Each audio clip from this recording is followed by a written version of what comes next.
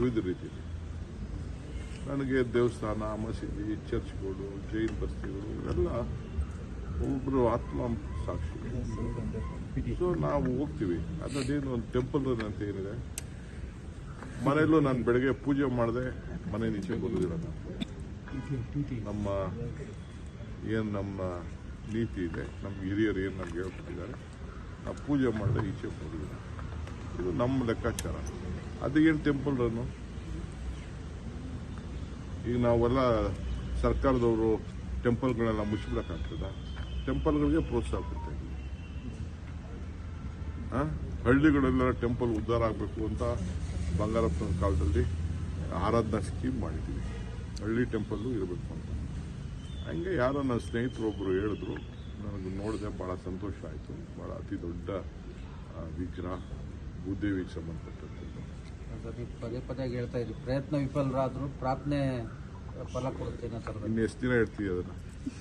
Sir ಈಗ ಅದಕ್ಕೊಂದು twist ಮಾಡಕ್ಕೆ ಬೇಡ ಸರ್. ಈಗ ಸರ್ ನಿನ್ನೆ ತಾವಿಬ್ರು ಸೇರಿ ಒಂದು ಬ್ರೇಕ್ಫಾಸ್ಟ್ ಮೀಟಿಂಗ್ ಮಾಡಿದ ನಂತರದಲ್ಲಿ ಸರ್, ಒಂದು ಕಾಂಗ್ರೆಸ್ನಲ್ಲಿ ಒಂದು ಹೊಸ ಮನ್ವಂತರನ ಅಥವಾ ಒಂದು ಹೊಸ ಅಲೆನ ಏನನ್ಬೋದು? ನೋಡಪ್ಪ, ನನ್ನಲ್ಲಿ ಸಿದ್ದರಾಮಯ್ಯನಲ್ಲಿ ಯಾವತ್ತೂ ನಮಗೆ ಭಿನ್ನಾಭಿಪ್ರಾಯ ಇಲ್ಲ. ನಾನಂತೂ ಗುಂಪು ಮಾಡಕ್ಕೆ ಯಾವತ್ತೂ ಹೋಗೋಣ.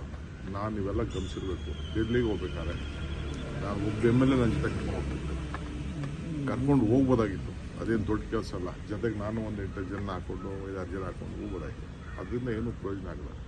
ನಾವು ಒಂದು ಸ್ಥಾನದಲ್ಲಿ ಇರೋರು, ಪಾರ್ಟಿ ಪ್ರೆಸಿಡೆಂಟ್ ಅಂದರೆ I am like A father figure. I may be Young. ಎಲ್ಲರನ್ನೂ ಒಟ್ಟಿಗೆ ತೆಗೆದುಕೊಡ್ಬೇಕು. ನನಗೆ 140 ಜನ ನಾನು ಬಂದೆ. ನಾನು ಯಾರನ್ನೂ ಡಿಫ್ರೆನ್ಷಿಯೇಟ್ ಮಾಡೋಕ್ಕೆ ನಾನು ಯಾವತ್ತೂ ನನಗೂ ಅವ್ರಿಗೂ ಯಾವ್ದಾದ್ರು ಭಿನ್ನಾಭಿಪ್ರಾಯ ಇಲ್ಲ. ನಾನು ಯಾರು ಕುಮಾರಸ್ವಾಮಿ ತಾವು ಕೆಲಸ ಮಾಡೇನೆ ಎಷ್ಟು ನಿಷ್ಠೆಯಿಂದ ಕೆಲಸ ಮಾಡಿದ್ದೀನಿ ಅಂತ ನನ್ನ ಆತ್ಮಸಾಕ್ಷಿ ಗೊತ್ತು, ದೇವ್ರಿಗೆ ಆತ್ಮಸಾಕ್ಷಿ ಗೊತ್ತು. ಕುಮಾರಸ್ವಾಮಿ ಒಪ್ಪದೇ ಇರ್ಬೋದು, ಅದು ಬೇರೆ ವಿಚಾರ. ಬಟ್ ಆ ಕುಮಾರಸ್ವಾಮಿಗೂ ನಾನು ಲಾಯಲ್ ಆಗಿ ಇದ್ಕೊಂಡು ಕೊನೆಯ ದಿನದವರೆಗೂ ಆ ಸರ್ಕಾರ ಉಳಿಸ್ಬೇಕು ಅಂತ ನಾನು ಎಷ್ಟು ಪ್ರಯತ್ನ ಮಾಡಿದ್ದೀನಿ ಅಂತ ಅವ್ರ ತಂದೆಗೂ ಗೊತ್ತಿದೆ. ನನಗೇನು ಬೇಕಾದ್ರೆ ಅವ್ರು ಮಾತಾಡ್ಕೊಳ್ಳಿ, ಅವ್ರ ಆಸೆಗೆ ಮಾತಾಡ್ಕೊಳ್ಳಿ, ನಾನು ಅದಕ್ಕೇನು ಬೇಜಾರು ಮಾಡೋದು. ಸೊ ನನ್ನ ಬದುಕು ಆ ರೀತಿ. ನಾನು ಯಾವತ್ತೂ ಬ್ಯಾಕ್ ಸ್ಟಾಪ್ ಮಾಡೋಣಂತೂ ಅಲ್ಲ. ಏನಾದರೂ ಎದುರುಗಡೆನ ಫೈಟ್ ಮಾಡೋಣ. ಸರ್, KC ವೇಣುಗೋಪಾಲ್ ಕರ್ನಾಟಕದ ಸೂಪರ್ CM ಆಗ್ತಾ ಇದ್ದಾರೆ ಅಂತಂದು ಟ್ವೀಟ್ ಮಾಡ್ತಾ ಇದ್ದಾರೆ ಸರ್ BJP ಅವರೆಲ್ಲ. ಏನಂತ ಕರ್ನಾಟಕದಲ್ಲಿ ಸೂಪರ್ ಪಾಪ BJP ಅವ್ರ ಪಾಪ ಅವ್ರಿಗೆ ಏನಾದ್ರು ಬೇಕಲ್ಲ. ಅವರು ಒಂದು ಅಪೋಸಿಷನ್ ಪಾರ್ಟಿ, ಅವರು ನಾವು ಬದುಕಿದ್ದೀನಿ ಅಂತ ತೋರಿಸ್ಕೋಬೇಕಲ್ಲ. ಏನೋ ಅವ್ರು ಮಾಡ್ತಾರೆ. ನಾವು BJP ಅವ್ರನ್ನೆಲ್ಲ ನಾವು ಸೀರಿಯಸ್ ಆಗಿ ತೊಗೊಳಕ್ಕಾಗ್ತದ? ಸರ್, ಕೇಂದ್ರಕ್ಕೆ ನಿಯೋಗ ಧ್ವನಿ ಎತ್ತಿದ್ದಕ್ಕೆ ಸ್ವಾಮೀಜಿ ಅವರ ನಡೆ ಬಗ್ಗೆ ಕುಮಾರಸ್ವಾಮಿ ಆಕ್ಷೇಪ ವ್ಯಕ್ತಪಡಿಸಿದ್ದಾರೆ. ಹೌದಾ? ಪಾಪ ಕುಮಾರಣ್ಣಂಗೆ ಮಠ ಹೆಂಗಾಯ್ತು, 2ನೇ ಮಠ. ಸ್ವಾಮೀಜಿ ಅವರು ಇಲ್ಲದೆ ಹೋದರೆ ಚೀಫ್ ಮಿನಿಸ್ಟರ್ ಆಗ್ತಿದ್ರು ದೇವೇಗೌಡರು. ರಸ್ತೆಗಿಡಿದ್ರು ಸ್ವಾಮೀಜಿ ಅವತ್ತು. ಸದಾನಂದ ಗೌಡ್ರಿಗೆ ಏನಾಯ್ತು, ಅವ್ರಿಗೆ ತೊಂದರೆ ಆದಾಗ ಸ್ವಾಮೀಜಿ ಸುಮ್ಮನೆ ಕೂತಿದ್ರ? ಕೆಲವು ಸಂದರ್ಭದಲ್ಲಿ ಕೆಲವರು ಮಾತಾಡ್ತಾರೆ. ಈಗ ನಾನು ಬೇರೆ ಸ್ವಾಮಿಗಳು ಮಾತಾಡಿದ್ರಪ್ಪ, ಅದನ್ನ ಬೇಜಾರು ಮಾಡ್ಕೊಳ್ಬೇಕಲ್ಲ.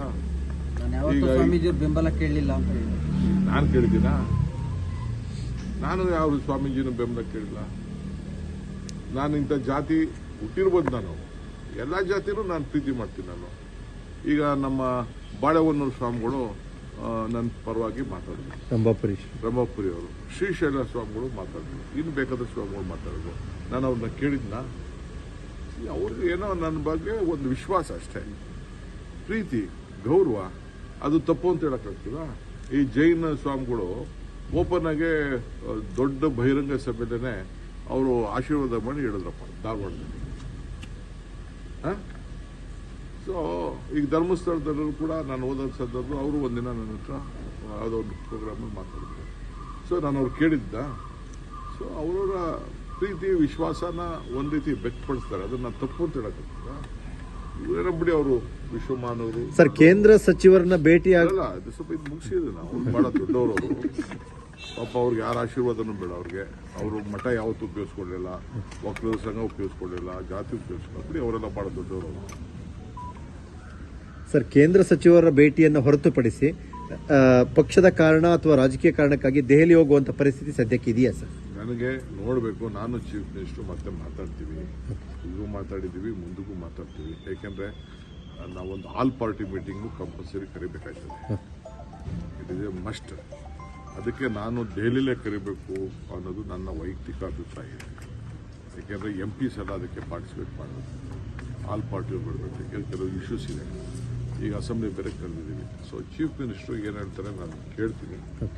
ಯಾಕೆಂದರೆ ಚೀಫ್ ಮಿನಿಸ್ಟ್ರು ನಾನೋಗಿ ಮೀಟಿಂಗ್ ಮಾಡೋದು ಸರಿ ಇಲ್ಲ. ಅದು CM ಬಂದು ಬರಬೇಕು, ಅಗ್ರಿಕಲ್ಚರ್ ಮಿನಿಸ್ಟರ್ ಬರಬೇಕು, ಬೇರೆ ಬೇರೆ ಮಿನಿಸ್ಟರ್ಸು, ಕೃಷ್ಣ ಬೈರೇಗೌಡ ಅವರೆಲ್ಲ ಬೇಕಾಗ್ತದೆ ಆ ಇದಕ್ಕೆ. ಸೊ ಕೇಳ್ಬಿಟ್ಟು ನಾವು ತೀರ್ಮಾನ ಮಾಡ್ತೀವಿ. ಪ್ರಿಯಾಂಕ್ ಖರ್ಗೆ ಅವರು ಕೂಡ ದೆಹಲಿಯಲ್ಲಿ ಮಲ್ಲಿಕಾರ್ಜುನ್ ಖರ್ಗೆ ಅವರನ್ನ ಭೇಟಿಯಾಗಿದ್ರು. ಅಪ್ಪ ಮಕ್ಕಳು ಭೇಟಿ ಮಾಡೋದಕ್ಕೆ ನೀನು ಒಳ್ಳೆ ಕಡೆ ಅದು ದೆಹಲಿ ಎಲ್ಲಿ ಇರ್ಬೋದು, ಏನು ಅರ್ಜಿ ಹಾಕೋಬೇಕಾರೆ ಅಪ್ಪ ಮಕ್ಕಳು ದಿನ ಭೇಟಿ ಮಾಡೋದಕ್ಕೆ. ಅವರು is A party important leader. ಅವರು ರಾಹುಲ್ ಗಾಂಧಿ ಅವರು ಬಂದಿರಲಿಲ್ಲ, ಯಾವುದು ನಮ್ಮ ಕಾರ್ಯಕ್ರಮಕ್ಕೆ ಇನ್ವೈಟ್ ಮಾಡಿದ್ರು. ಬೇಕಾದಷ್ಟು ಅವ್ರದ್ದೇ ಆದಂಥ ಶೆಡ್ಯೂಲಿಂದ ಬರಲಿಲ್ಲ. ಈ has come out with A beautiful instrument. Rahul Gandhi ಅವರು ಕೂಡ ಸ್ವಲ್ಪ ಹೇಳ್ತೀನಿ ಕೇಳೇ ಇದ್ದೀವಿ. ಒಂದು ಒಳ್ಳೆ ಇನ್ಸ್ಟ್ರೂಮೆಂಟ್ನ ಅವ್ರು ತಯಾರು ಮಾಡಿದ್ದಾರೆ. ಆರ್ಟಿಫಿಷಿಯಲ್ ಇಂಟೆಲಿಜೆನ್ಸ್ ಇಂಟ್ರೂವ್ ಮಾಡಿದ್ದಾರೆ. ನೀನು ಬೇಕಾದ್ರೆ ಉಪಯೋಗಿಸೋದಿಲ್ಲ, ಗೊತ್ತಾಗ್ತದೆ. ಭಾಳ ಕಡಿಮೆ ದರದಲ್ಲಿ ನಮ್ಮ ಬೆಂಗಳೂರಲ್ಲೇ ತಯಾರು ಮಾಡೋದನ್ನ ಗ್ಲೋಬಲ್ ಲೆವೆಲಲ್ಲಿ ಅನುಕೂಲ ಆಗುವಂಥ ಒಂದು ಇನ್ಸ್ಟ್ರೂಮೆಂಟ್ನ ಭಾಳ ಕಡಿಮೆ ದರದಲ್ಲಿ ಮಾಡಿದ್ದಾರೆ. ಅದ್ರ ಬಗ್ಗೆ ಅವ್ರ ಮಾಹಿತಿ ತಿಳ್ಕೊಂಡು ನಾನು ನೋಡಬೇಕು ಅಂತ ಅಂದ್ಬಿಟ್ಟು ಅವ್ರನ್ನ ಶರತ್ ಬಚ್ಚೇಗೌಡರನ್ನ ಕರೆಸ್ಕೊಂಡು ಒಂದು ಅರ್ಧ ಗಂಟೆ ನೋಡಿ ಚರ್ಚೆ ಮಾಡಿದ್ದಾರೆ, ಪ್ರಶಂಸೆ ಪಟ್ಟಿದ್ದಾರೆ. ಯಾರು ದೊಡ್ಡ ದೊಡ್ಡ ಇಂಡಸ್ಟ್ರಿಯಲಿಸ್ಟು, IT ಪೀಪಲ್ ಎಲ್ಲ ನಿಮ್ಮ ಕರ್ನಾಟಕದಿಂದ ಒಳ್ಳೆ ಕೆಲಸ ಆಗಿದೆ ಅಂತ ಹೇಳ್ಬಿಟ್ಟು ರಾಹುಲ್ ಗಾಂಧಿ ಅವ್ರಿಗೆ ತಿಳಿಸಿದ್ದಾರೆ. ಅದಕ್ಕೆ ಅವ್ರಿಗೆ ಕರೆದು ತಿಳ್ಕೊಂಡಿದ್ದಾರೆ. ಸೊ ಅದಕ್ಕೆ ಹೋದ ತಕ್ಷಣ ರಾಜಕೀಯ ಮಾತಾಡೋದು ಅಂತ ಲೆಕ್ಕನ. ಅಪ್ಪ ಮಕ್ಕಳು ಸೇರಿದಾಗೆಲ್ಲ ರಾಜಕೀಯ ಅಂತ ಮಾಡಿದ್ರೆ, ಅಣ್ಣ ತಮ್ಮದಿರು ಸೇರಿದಾಗೆಲ್ಲ ಬೇರೆಯವ್ರದೆಲ್ಲ ನಿಮ್ಮ ಲೆಕ್ಕ ಇಲ್ಲ, ನಮ್ಮದು ಮಾತ್ರ ಲೆಕ್ಕ.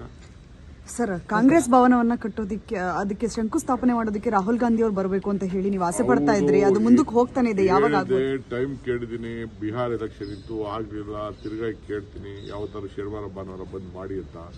ನಾನು ದುಡ್ಡು ಕಟ್ಟಬೇಕಾಯ್ತು, ಕಟ್ಬಿಡ್ತಾ ಇದ್ದೀನಿ 2 ಕೋಟಿ ಚಿಲ್ಲರೆ. ಅದಕ್ಕೆ ಫೀಸ್ ಕಟ್ಟಬೇಕಾಯ್ತು, ಅದು ಕಟ್ತಾ ಇದ್ದೀನಿ. ಎಲ್ಲರಿಗೂ ರೆಡಿ ಮಾಡ್ಕೊಡಿ ಅಂತ ಹೇಳಿದ್ದೀನಿ. ನನ್ನ ನಂಬರು 100 ಮುಟ್ಟಿದೆ. I am so happy. So ಆ ಕೆಲಸ ಕೂಡ ನಾನು ಮಾಡ್ತೀನಿ. ಸರ್, ಹಿರಿಯ ಚಿತ್ರನಟ ಉಮೇಶ್ ಅವರು ತೀರ್ಕೊಂಡಿದ್ದಾರೆ ಸರ್. ಹಿರಿಯ ಚಿತ್ರನಟ ಉಮೇಶ್ ಬೆಳಿಗ್ಗೆ ಇಡೀ ಚಿತ್ರರಂಗ ಕೂಡ ಅಲ್ಲಿ ಹೋಗಿ. ನನಗೆ ಗೊತ್ತಿಲ್ಲ, ನನಗಷ್ಟು ಪರಿಚಯ ಇಲ್ಲ. ಭಗವಂತ ಒಳ್ಳೇದು ಮಾಡಲಿ, ಅವರ ಆತ್ಮಕ್ಕೆ ಶಾಂತಿ ಸಿಗಲಿ.